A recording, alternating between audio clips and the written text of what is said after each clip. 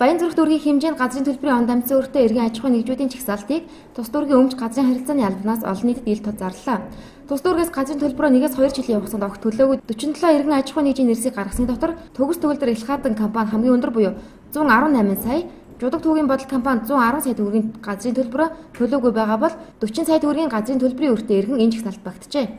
Төлбөрөө тухайн цаг хугацаанд хуулийн дагуу төлж барагдуулаагүй газар эзэмшигч албан байгууллага аж ахуйн нэгжүүд иргэдэд иргэдийг зарлаж чагсаалтын гаргаад зарлаж түүнээс дахиад төлбөрөө төлөх тухай юм сануул арга хэмжээ энэ сарын аян арга хэмжээ зохион байгуулж байгаамаа.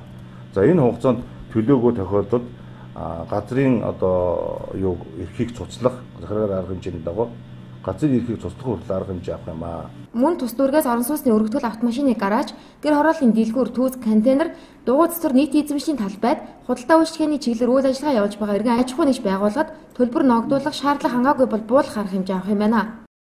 Тэр цэцэрлэгийг барьгээд яг иргэдэд нь ойртуулаад тэр тухайн газар барьж гэхээр газар байхгүй. Ягаад гэвэл бүх газруудаа өмчлөөр авчихсан. Гэх мэтчлэн шөө дээрээс нь сургууль цэцэрлэгээс гадна үйлчлэгээнүүд байгууллагуудыг барихад тийм газрын боломжгүй болгоцсон байх шийдтэй. Бүр цаашаа та нар мэдж байгаа шүү дээ. Ярд иргэн мэн гал команд очиод орох годомж байхгүй болсон. Цэцэрлэг төргөн очиод нөгөө юурын годомжинд орох годомж байхгүй болгоцсон. Иймэрхүү эмх замбраагүй байдалтай явж ирсэн. Тэгэхээр энийг цаашид хэрвээ бид нэр яг энэ хэлбэрээр цаашаа явах юм бидэнд ямар ч гарц байхгүй сүүлдээ ямар ч үйлчлэгээ авах ямар ч боломжгүй ийм бол байдал хүрчээд байна.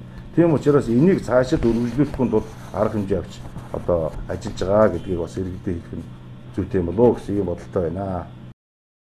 Баянзүрх дүүргийн хэмжээнд 12 сургууль цэцэрлэг шинээр барих хөрөнгөний асуудал шийдэгдсэн ч газар олдохгүй байгааг тэтгэлж байна.